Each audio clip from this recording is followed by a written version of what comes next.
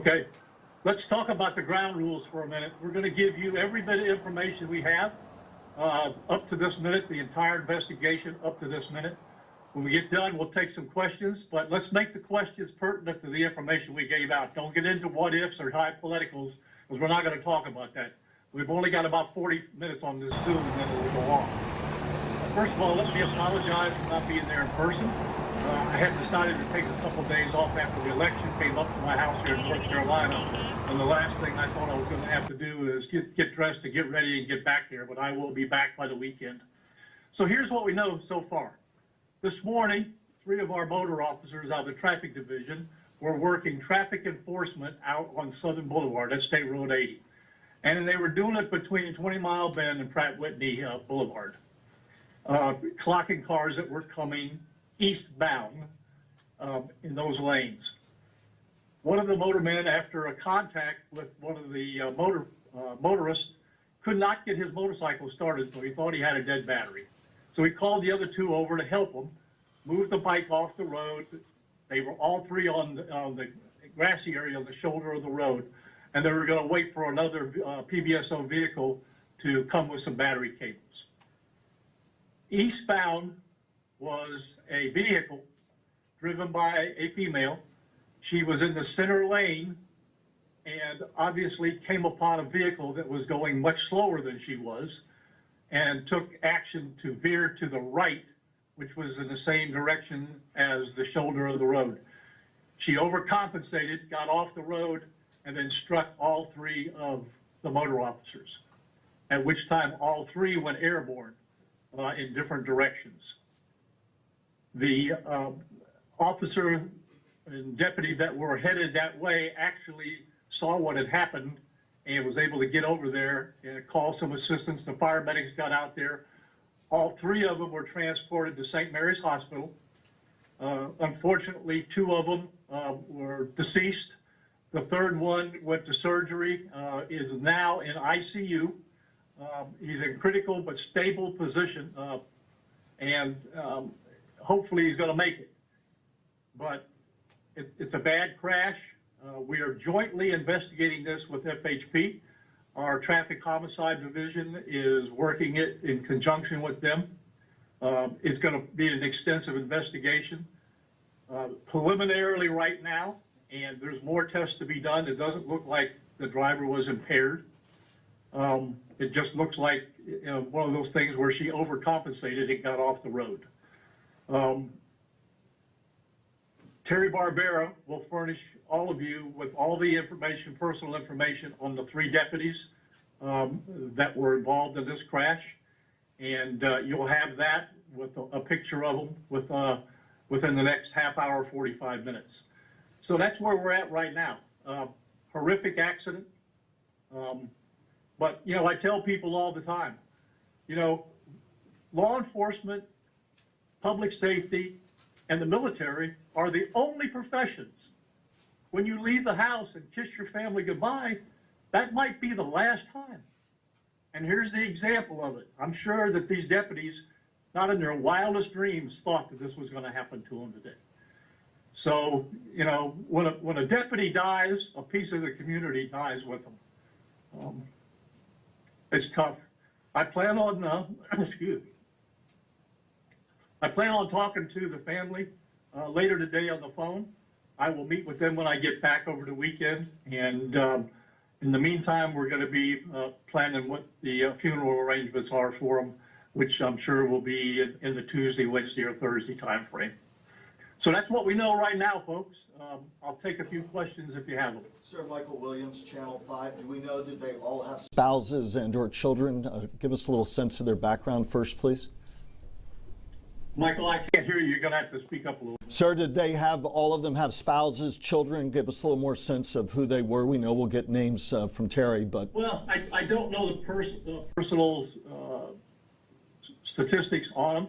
I did see all of them last Tuesday night at my watch party after the election there.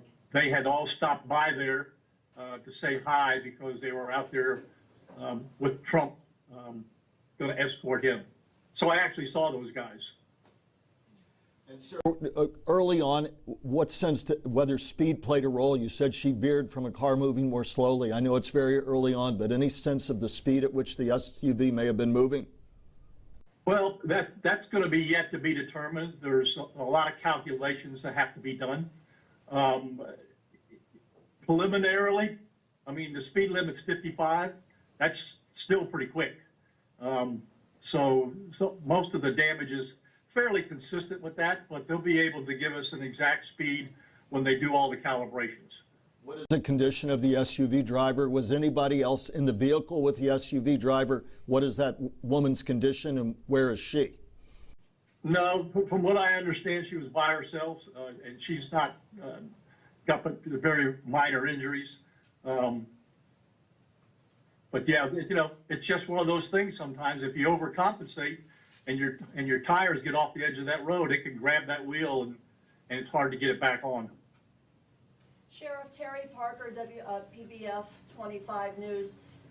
Were the two deputies that did not make it, were they deceased right there at the scene, or were they taken to the hospital where they died later? No, they were pronounced deceased at the hospital. They were airlifted there, and they worked on them for as long as they could there.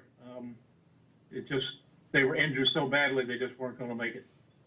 And Sheriff, we heard that was a very emotional scene at the hospital with so many deputies, commanders, people from other agencies just in shock. Can you tell us a little bit about that?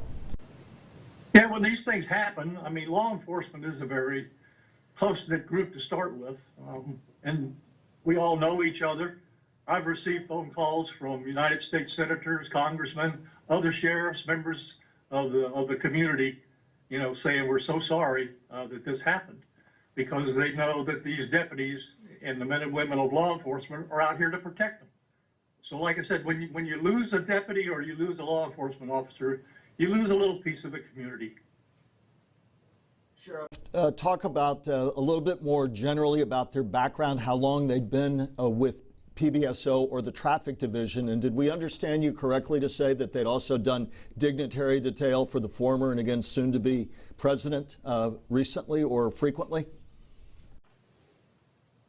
Well, it's not unusual for us when we're doing traffic enforcement to have the three motorcycles together. What they do is they clock one person and flag them over, and in the meantime, the other two deputies can pay attention to the traffic. The fact that they were trying to help the other deputy get the bike started, their attention kind of was on that versus what was on the road, but they felt safe because they were off the roadway. They were over on the shoulder of the road where there was no traffic, so they felt pretty comfortable about being over there. At this point, All right, folks, that's it for today. Again, Terry Barbera will get you the photos of the information on the deputies. And if there's any more information that comes to light that is different than what we talked about today, she will update you. Thanks again.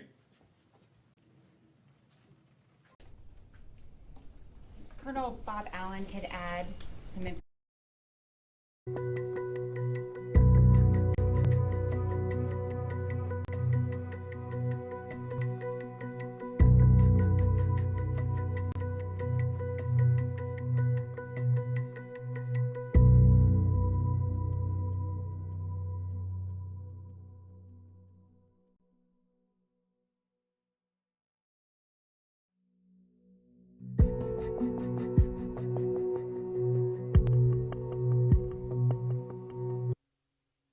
Office. I'll address any questions I can answer.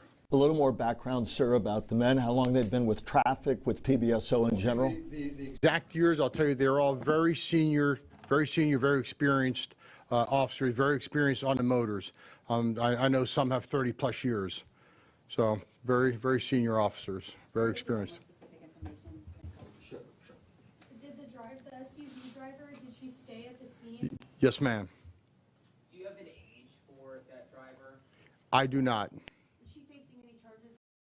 I'm sorry? Is she facing any charges as of yet? FHP is the lead on this, and to my knowledge, there are no criminal charges being filed, no.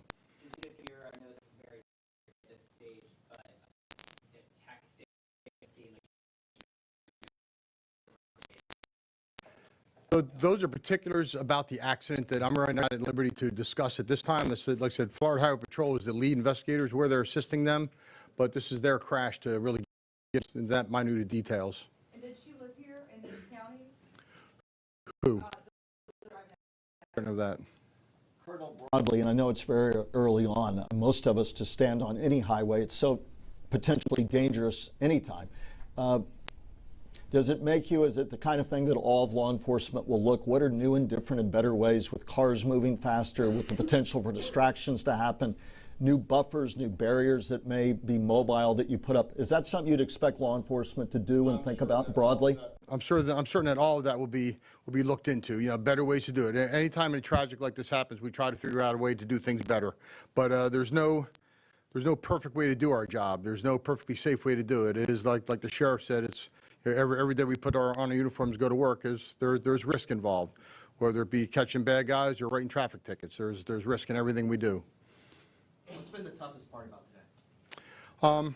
This is the second time in my career here, over 40 years, two deputies at the same time, and that's particularly tragic. But it's seeing the brother and sister officer, the grief that they go through.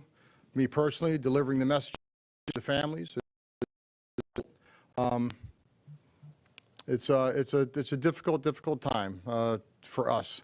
We're like a big family. We don't always get along. Sometimes we argue and fight with each other, but when things like this happen, we are all together as one family, and we'll defend each other. And Colonel, did you say that, the sheriff said that she was slightly injured, the SUV driver. Was she also hospitalized, do you know? Not to my knowledge. What's your message to the community?